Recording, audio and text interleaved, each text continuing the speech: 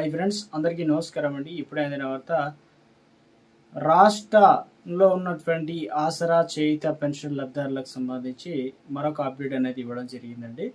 So ఎలాంటి పెన్షన్లు ఉండబోతున్నాయి, ఈ నెల నుంచి ఎలాంటి పెన్షన్లు తొలగించబోతున్నారు, ఆ వివరాలన్నీ వీడియోలో తెలుసుకునే ప్రయత్నం కూడా చేద్దాం అనమాట.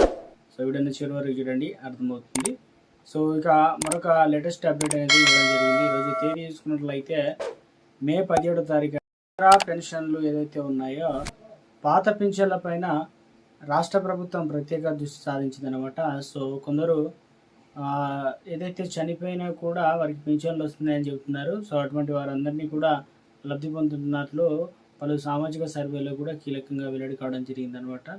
సో మరికొంతమంది ఆ చిరునామాలో లేనట్లుగా కూడా తేలుతుంది. సో ఈ క్రమంలో అక్రమంగా పెన్షన్లు అనేది లేదంటే బోగస్ పెన్షన్లు, అనర్హుల పెన్షన్లు అడ్డుకట్ట వేసేందుకు 30 రోజుల కార్యాచరణ రూపొందించింది. లబ్ధిదారులకు జీవన ప్రామాణిక కార్యక్రమం అనేది చూపెట్టినట్టు. సో ఇందులో భాగంగా ఏం చేస్తారంటే 30 రోజుల పాటు ప్రత్యేకంగా డ్రైవ్ అనేది నిర్వహిస్తున్నారు కార్యాచరణ. ప్రతి పింఛన్దారుడి వివరాలను సేకరించి జీవించి ఉన్నారా లేదా అనే వివరాలు కూడా చేయుత యాప్లో అయితే నమోదు చేయనున్నారు.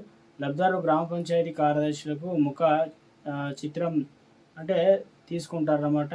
సో ఇందులో భాగంగానే లబ్ధిదారుల ముఖ చిత్రాలు నమోదు అయితే చేస్తున్నారన్నమాట. సో ఇక ఈ విషయంలో ఇప్పటికే క్షేత్రస్థాయిలో కూడా అధికారులు శిక్షణ అయితే ఇచ్చారు కాబట్టి, సో ఇక జిల్లాల వారీగా కూడా పాత పెన్షన్లు ఎవరు తీసుకున్నారో వారందరికీ కూడా మరోసారి యాప్లో అయితే మీ యొక్క ఏదైతే ఫోటో అనేది మరోసారి నమోదు చేస్తారనమాట. మున్సిపాలిటీ వార్డులో కూడా అధికారిని ఆధార్ కార్డుతో కలవాల్సి ఉంటుందన్నమాట. సో ఇవన్నీ కూడా మనకు ముఖ్యంగా పంచాయతీ కార్యదర్శి దగ్గరికి వెళ్ళినప్పుడైనా సో ఆ తర్వాత ఆధార్ కార్డు వివరాలతో చేయుత పెన్షన్ యాప్లో అయితే తీసుకుంటారు కాబట్టి ఇవన్నీ కూడా మనం ఇవ్వాల్సి అయితే ఉంటుందని చెప్తున్నారు. దీనివల్ల ఆధార్తో వెళ్ళాలన్నమాట. పింఛన్ తీసుకుంటున్న ప్రతి ఒక్కరు కూడా గ్రామాల్లో మున్సిపాలిటీలోనూ జీవన ప్రామాణిక లైవ్ అథెంటికేషన్ అనేది కంప్లీట్ చేసుకోవాలని చెప్తున్నారు.